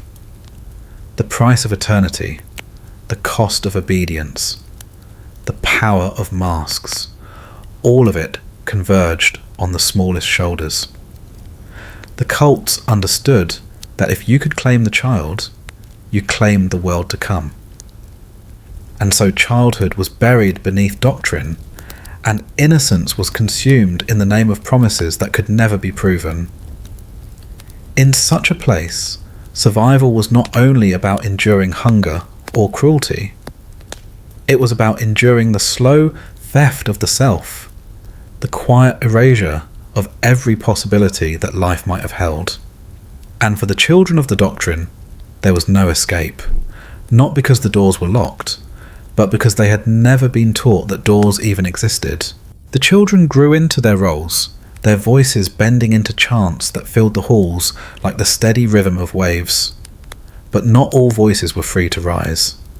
Some were bound, not only by doctrine, but by iron. For in the darker corners of devotion, faith was measured not in hymns alone, but in the sound of chains clinking against stone. It was not unusual for the prophets to speak of bondage. They reminded their followers that life outside the cult was slavery, slavery to sin, to hunger, to desire, and so, paradoxically, they taught that true freedom was found in submission. But words were not always enough. To prove devotion, to erase hesitation, to embody the doctrine itself, chains were brought into the temple. At first, they were symbolic. Followers wore light cords around their wrists during ceremonies, a gesture of humility. But symbolism rarely satisfied prophets who thrived on spectacle. Rope gave way to shackles, iron clasps that bit into flesh. Followers marched into the halls with ankles locked, wrists bound, their steps echoing on stone. The prophet stood before them, arms spread wide, and declared, "Here is freedom, the freedom of obedience." The sound was unforgettable. Dozens, sometimes hundreds, moving in unison, the rattle of chains rising like percussion to the chant. It was not music, not truly. It was harsher, more relentless, as if the earth itself were grinding its teeth. Yet for the faithful, that sound became sacred. They began to hear holiness, not in songbirds or rivers, but in the scrape of iron across skin, the clink that marked each bow, the groan of metal when bodies prostrated as one. You might imagine such bondage would spark rebellion. Yet the opposite often happened. The chains stripped away choice, and in their absence came a strange kind of relief. A follower no longer wondered if they were obedient enough. The iron made obedience inevitable. Shackled, they could not leave, could not falter, could not betray the prophet's gaze. To many, that certainty was a comfort. To be bound was to be safe, for doubt could not creep into limbs that were not free to wander. But the body does not lie. Skin bruised, wrists bled, ankles swelled, chains grew heavy with rust and sweat. Some fainted in prayer, too weak to hold their posture, dragged upright by others whose shackles clinked in sympathy. Children cried beneath the weight, their small wrists encircled by metal too large for their bones. Still the prophet watched, and still the chants continued. The rituals deepened. Chains were no longer just worn but used. Followers whipped their own backs with lengths of iron, each strike ringing out like a tolling bell. Groups dragged massive chains around the temple grounds, circling again and again until their shoulders gave way.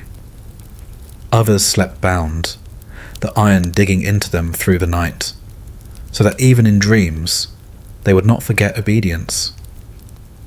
And then there were those who were chained not by choice, but by decree. Doubters, the weak-willed, the accused, they were shackled permanently, dragged into the centre of the hall during ceremonies. Their punishment became the prayer itself. Every groan, every stumble, every cry of pain fed the faith of the others, proof that chains cleanse the soul as surely as fire. The prophet declared that such suffering was holy, and the sound of their chains became a hymn of its own. Would you survive in such a place? Picture kneeling on cold stone, shackles cutting into your wrists, iron kissing your ankles. Around you, Voices rise in unison, but every word is punctuated by the rattle of chains. The air is heavy with sweat, incense, and rust. Your body aches, your throat burns, but still you chant, because silence would single you out. And when the prophet's masked gaze sweeps the hall, you bow deeper, the iron pulling tight, and you whisper prayers you no longer believe, just to keep breathing. Some cults carried chains beyond their temples, turning them into tools of spectacle. Processions marched through towns, the faithful dragging iron behind them, sparks striking from cobblestones. Outsiders watched, unsettled by the sound, half ritual, half punishment. To the uninitiated, it looked like enslavement. To the faithful, it was a declaration. We are free, for we are bound. The irony was never lost, not even among those shackled. In secret, some whispered their doubts, confessed their weariness. But the chain silenced rebellion better than any sermon. A chained body is a silenced body. A silenced body cannot kindle dissent. In time, even the whispers faded, replaced by a dull acceptance. The rattle of iron became as familiar as breath, until silence felt unnatural. The prophets twisted scripture to defend this bondage. They spoke of heavenly chains that bound the stars, of divine iron that held the world in place, of celestial shackles restraining chaos itself. To wear chains, they said, was to join creation in its eternal order. Followers nodded, too weary or too afraid to ask whether the heavens rattled with the same sound of rust and blood. There were darker ceremonies still. Some cults chained their faithful together, rows upon rows, linked by a single heavy cord of iron. The bond was not merely symbolic. If one fell, all fell. If one lagged, all suffered. Unity enforced not by love, but by pain. In this way, devotion became collective, indivisible. No one could escape without dragging the entire group down, and no one dared test it. Even death could not break the ritual. When followers perished in their chains, their bodies were sometimes left bound, paraded as reminders of the price of doubt or the glory of devotion. Chains grew stained not just with sweat and rust, but with the dark patina of blood and decay. And still the prophet proclaimed them holy. The sound lingered long after the ceremonies ended. Followers carried it in their ears, a phantom clinking that haunted them even in silence. Some swore they heard it in the wind, or in the rustle of trees, or in their dreams. The chains were no longer just iron. They had become memory itself, ringing endlessly in the mind. Freedom, in such a world, was not only impossible, but unimaginable. To live without chains was to live without prayer, without meaning, without eternity. And so the faithful carried their shackles with pride, mistaking their prison for paradise, mistaking their suffering for salvation. The true cruelty was not that they were bound, but that they were taught to love their bondage. Chains became companions, confidants, proof of devotion. To take them away would not have been liberation, but terror. For without them, what were they? Without chains, they were only human again, fragile and fleeting. The prophets knew this well. They did not need to build walls or guard towers.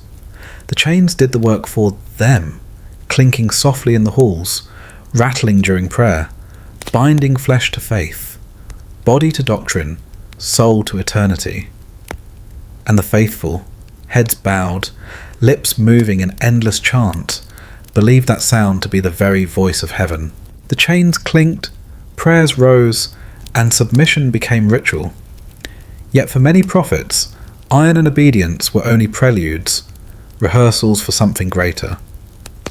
Devotion that did not draw blood was considered incomplete, a gesture half-formed. For what is the worth of worship if it costs nothing? And so the cults began to seek offerings that flesh alone could provide. It started with symbols. A drop of blood drawn from the wrist during initiation. A shallow cut on the palm pressed to the altar's stone, staining it red. Small sacrifices, fleeting pains, enough to bind the follower to the community, enough to remind them that holiness hurt. But the prophets were never content with symbols. A God worthy of chains was surely worthy of blood, and blood once spilled became difficult to stop. The temples grew darker, their stones soaked with offerings made again and again until their very foundations seemed to drink it in. Followers whispered that the floors grew slick during ceremonies, that even when scrubbed, the scent of iron lingered in the air. They spoke it as if in awe, not disgust. Holiness had a smell, and it was sharp and metallic. The rituals became spectacles. At dawn, the faithful gathered in silence, their eyes fixed on the prophet, who lifted a blade to the rising light. The victim, a volunteer, though the word twisted under the weight of expectation, was brought forward. The crowd knelt as the knife cut skin, as blood fell like rain into bowls or onto stone, and the prophet cried out that heaven was satisfied. The faithful trembled, some with horror, most with envy. To give one's blood was to be closest to eternity, to carve devotion into the body itself. Those who shed only a drop began to seem lesser. What kind of faith could be proven by so little? And so offerings escalated. Some sliced deeper, some opened veins, some carried scars that marked them forever as chosen. The body became scripture, its wounds read as lines of holy text. To look upon them was to be reminded of the cost of salvation. But prophets were rarely satisfied with devotion spread evenly. They demanded proof, dramatic and undeniable. Festivals of blood emerged, nights where dozens lined up, chanting, as they pressed their arms to ritual blades, as they let themselves be opened for all to see. Not all survived. Some collapsed, pale and trembling, their lifeblood soaking into the earth. The prophet declared them blessed. Their deaths were not accidents but sacrifices, lives exchanged for eternal favour. And always the crowds cheered. Fear and reverence mixed until they were indistinguishable. Mothers cut themselves while their children watched. Children learned to bleed while their elders praised them, and so devotion became generational. It was not cruelty to them, but inheritance. There were places where blood was gathered into bowls, stirred with herbs, and smeared across foreheads as blessing. Other sects drank it mixed with wine, believing that to consume another's sacrifice was to share in their holiness. Some buried it beneath altars, as seeds planted for the gods to harvest. In all its forms, blood became currency, the only gift worthy of heaven, the only price prophets claimed the divine would accept. Imagine standing in such a crowd, the air thick with smoke and chanting, the blade flashing in firelight. Around you, men and women press forward eagerly, begging for their turn to bleed, to prove themselves worthy. The prophet's voice rises, declaring that heaven listens only to blood, that prayers spoken without it are empty air. A knife is placed in your hand. The crowd watches. Do you cut? If you refuse, suspicion will coil around you, and the prophet's gaze will not leave. You are trapped, caught between your fear of pain and your fear of being cast out. What made this devotion so inescapable was not simply belief, but the community it created. To bleed together was to belong. To hesitate was to betray. Those who refused were marked as enemies, not just of the prophet, but of every brother, every sister, every child who had spilled their own lifeblood. Blood bound them closer than chains ever could. And there were those who did not refuse but were chosen. Selected by the prophet, they became offerings not of drops or cuts but of whole lives. Sacrifice in its final form. They were paraded with honour, adorned in garlands, given final feasts. Then in silence, heavy as stone, their throats were opened, their bodies laid on altars, and their blood poured until the earth was satisfied. The faithful watched with tears of reverence. Death became theatre, and theatre became proof. Some cults turned this into spectacle meant to terrify outsiders. They displayed the heads of sacrifices on temple walls, or painted their altars red to be seen from afar. Their message was clear. This was not mere worship, but covenant, sealed in blood, defended by those willing to give everything. Outsiders recoiled. Insiders grew only more devoted. The logic was unyielding. If the gods gave life, then life must be returned. If eternity demanded proof, then only the spilling of what made life possible could suffice. The prophets reminded them that grain rotted, gold tarnished, fire burned out. But blood was eternal. It carried the soul, and so long as it flowed, it could be given again and again until the gods themselves leaned down to drink. It is easy from a distance to imagine refusal, to think one could turn away. But within those walls, surrounded by chants, pressed in by eyes that demand your devotion, there is no outside to flee to. The world narrows to altar, prophet, blade. And when the first cut is made, when the warmth runs across your skin, when the crowd sighs in approval, something inside you breaks, and perhaps, to your horror, something else believes. The cruelty of these rituals was not only in the pain, but in how pain became sanctified. Followers who bled were praised as holy. Those who refused were despised as cowards. And so the choice was never between pain and ease, but between honour and shame, belonging and exile, salvation and damnation. No blade was needed to pierce the mind once such choices were presented.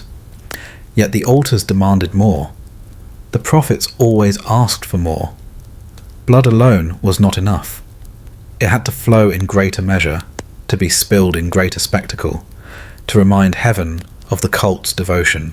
Each generation bled more than the last, each festival more extravagant, until the faithful lived in a world where the ground itself seemed thirsty. This was devotion you could not survive. Not because of the knives, though they were merciless, but because of the way belief made the knives welcome. You would not only be asked to bleed, you would be asked to watch your children bleed, your neighbours, your friends, and in that moment, to smile, to clap, to chant, to believe that such horror was holy. The prophets spoke of eternity, but eternity, in their hands, was written in wounds and carved into bodies that gave until they collapsed. The heavens they promised were distant, unreachable, forever hungry. And as long as their followers believed, as long as they offered the only gift prophets claimed heaven desired, the altars remained wet, the temples red, and the prayers unceasing. In such a world, survival was not possible, for when heaven demanded blood, there was no end to the giving. The blades grew dull with use. The stones of the altars cracked under the weight of bodies laid upon them, and yet the prophets still cried for more. The faithful obeyed, their chants echoing into the night, their blood feeding a promise that never came. For years, perhaps for centuries, such rituals bound entire communities together, bound them in terror, in awe, in endless obedience. But every oath has its breaking point. The collapse did not arrive in a single blow, like a temple struck by lightning. It crept in quietly, like water seeping through cracks in stone, invisible until the foundation began to crumble. The faithful had given everything: blood, flesh, children, loyalty without question, and yet the world outside did not change. The sun rose, the rains came or did not, famine struck regardless of prayers, and the gods, if they listened, offered only silence. At first, doubt whispered only in the dark, behind shuttered doors. A farmer muttered that his crops had failed even after sacrifice.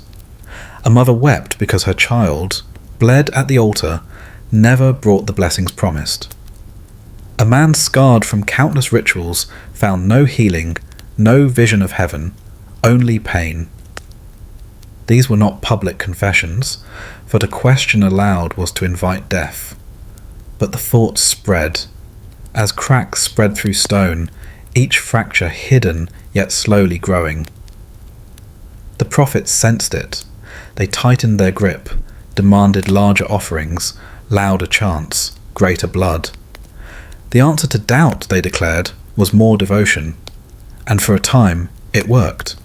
Fear drowned out hesitation. No one wanted to be seen as faithless. But no chain, however heavy, can bind the mind forever. One day, the whispers grew into murmurs, murmurs into questions. And questions, once spoken aloud, could not be taken back. What if the prophets lied? What if heaven had never asked for blood at all?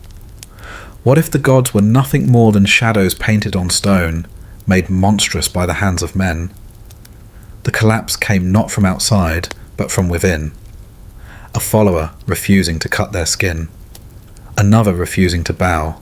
A mother hiding her child on the day of sacrifice. Small rebellions at first, but each one a spark. The sparks spread. Whole families fled the temples. Villages turned their faces away from the prophets' processions. And though some were hunted down, dragged back in chains, executed before the altar as warnings, the fear had already shifted. No longer was it fear of the gods. It was fear of men pretending to speak for them. And once fear turns from the divine to the human, collapse is inevitable. Prophets who once stood untouchable found themselves cornered, their followers' eyes colder than knives. The same people who had carried them on shoulders now dragged them down stone steps.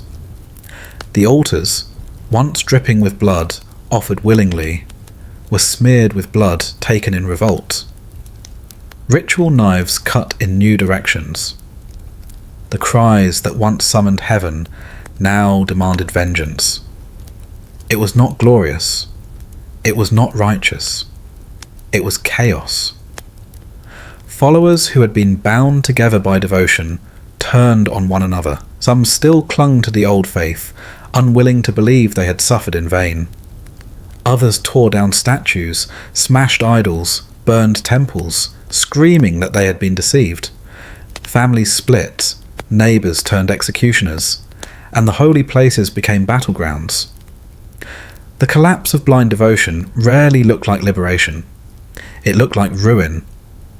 For what happens to a community built entirely on obedience when obedience shatters? What happens to lives shaped only by sacrifice when the sacrifices are revealed to be hollow? There is no return to innocence, no smooth path into peace. There is only anger, grief, and the gnawing awareness of what was lost. Imagine standing among them as the temple burns, the prophet's voice drowned by flames and shouts.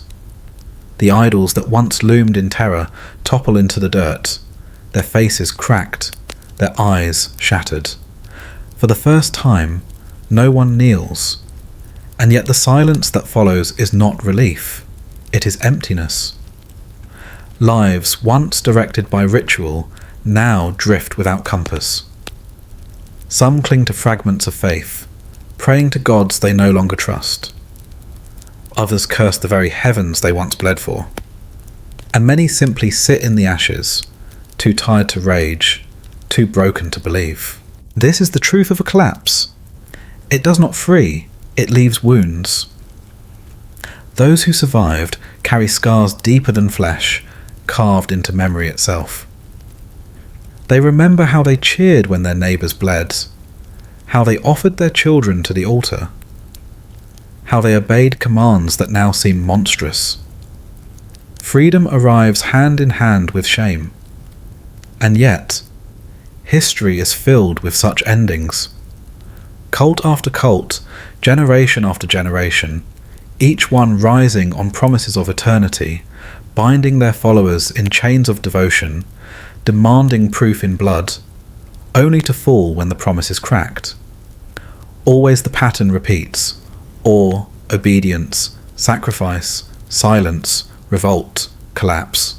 And always, in the end, the same ruins remain: empty temples, broken idols, echoes of chants carried by the wind. The faithful often destroyed their own altars, as if to erase the memory of their obedience. But the earth never forgets. Stones stained red do not wash clean. Legends linger. Children grow up hearing the whispers of what their parents once believed, of what they once did in the name of faith. Some are horrified. Others are drawn back, curious, tempted. For collapse does not end the story, it only buries it, waiting for the next prophet to dig it back up. You would not have survived this collapse, not because of the blood spilled on the altars, but because of the void that followed. To live through the end of a devotion that has shaped every breath, every gesture, every heartbeat, that is a survival few manage. When obedience shatters, so too does identity. Who are you, if not the follower you were trained to be? What is left when the gods you bled for turn to dust? Some could not bear the silence and ended themselves, preferring death to a life unmoored.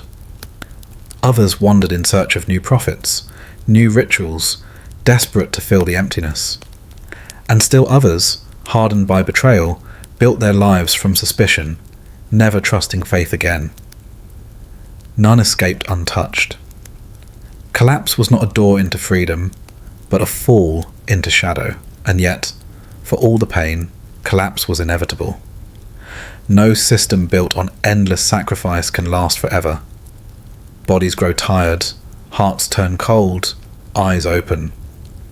Even the most fearsome prophet cannot silence doubt once it takes root. Devotion blinds, but blindness cannot be eternal.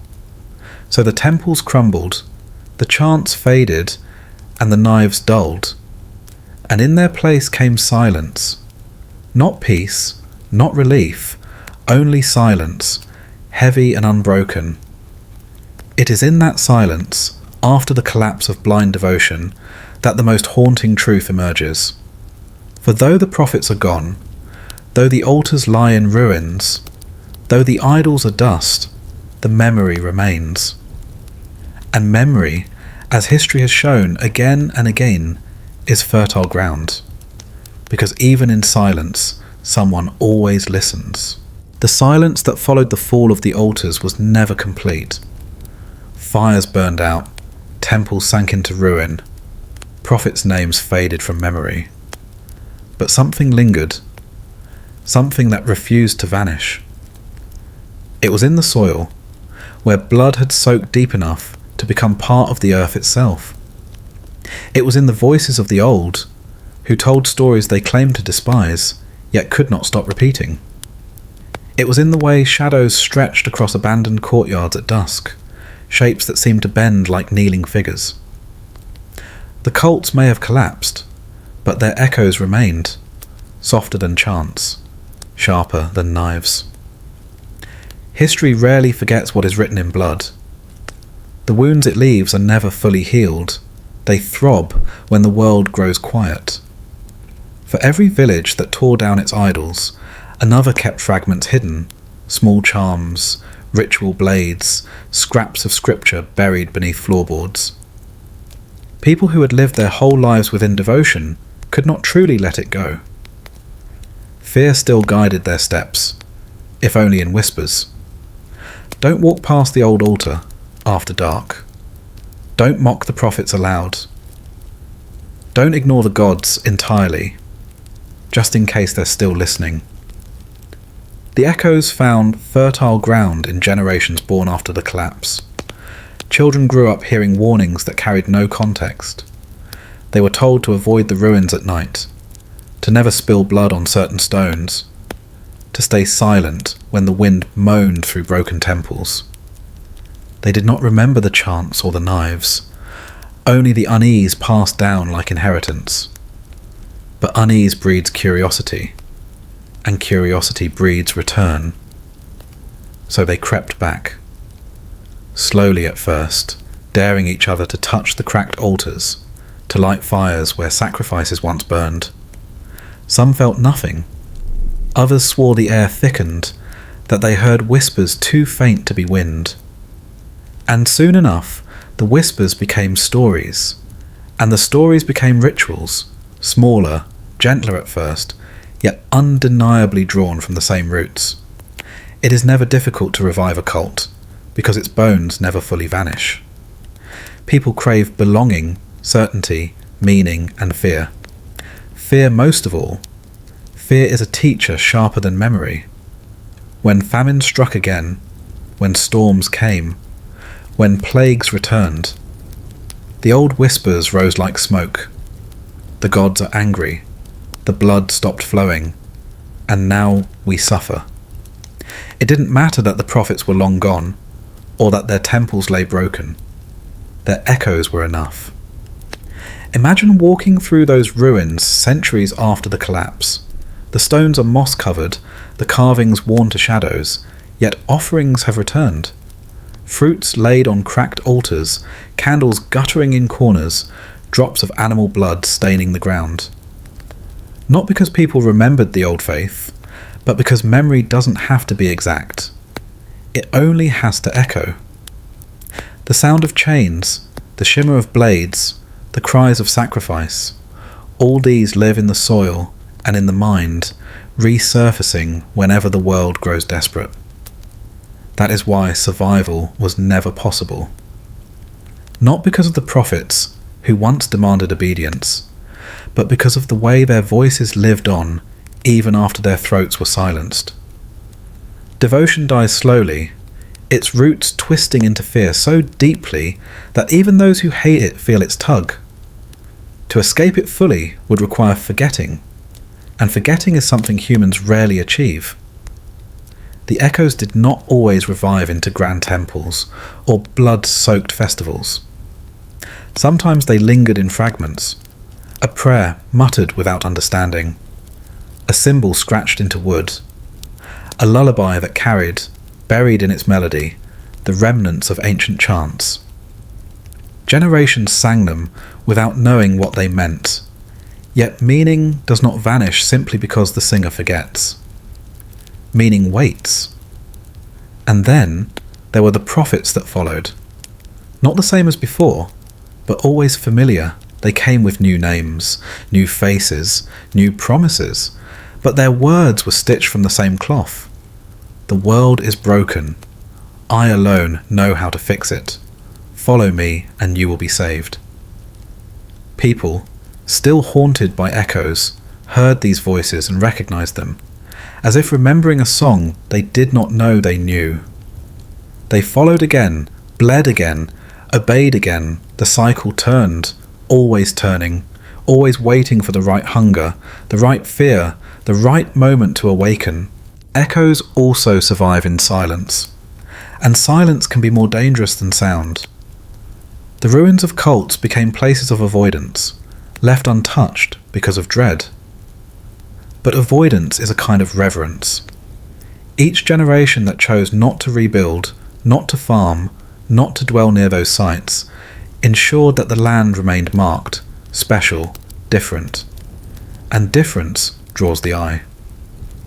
Long after the prophets fell, their spaces still commanded respect, and respect is the first step to devotion.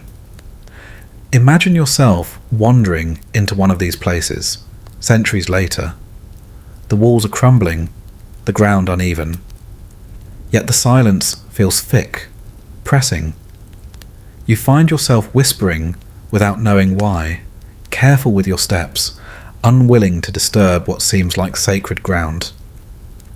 No one has told you to bow, and yet without thinking, you do. That is the power of echoes. They do not require words to speak, only memory folded into stone. And so the truth becomes inescapable. The collapse of devotion does not end devotion. It only scatters it, fragments it into shards sharp enough to cut when touched. Entire communities may turn away, but memory clings, retelling itself in nightmares, in rituals disguised as traditions, in whispers too faint to silence. You would not have survived these echoes, because survival demands clean breaks, sharp endings, and history never allows them. The cults dissolved, but their shadows remained, and walking through those shadows means carrying their weight, whether you want to or not. You may laugh at the rituals, mock the prophets, dismiss the sacrifices as superstition, but when night comes, when the world quiets, when the wind passes through broken temples, you will still hear the chants. Not loud, not clear, but enough to remind you that devotion never truly dies. It bends, it softens, it hides, it returns. And perhaps the most haunting part is this: sometimes it does not need to return fully.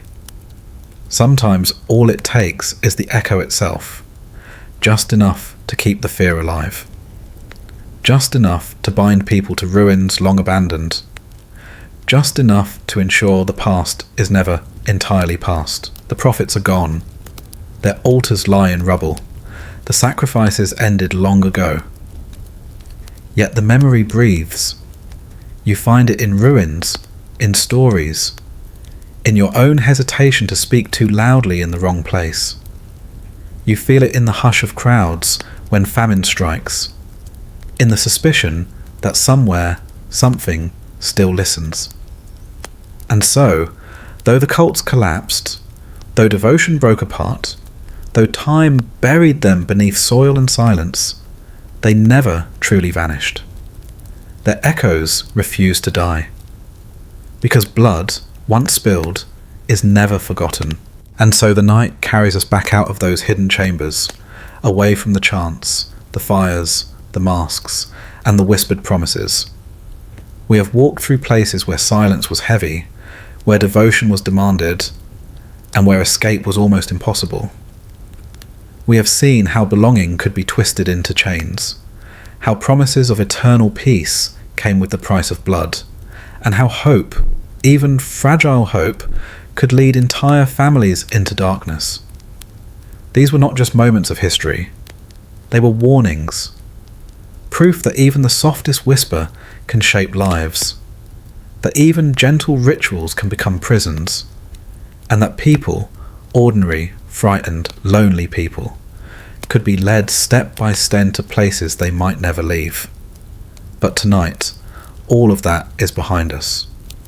What lingers is the echo, the reminder of how fragile the line is between faith and fear, between comfort and control.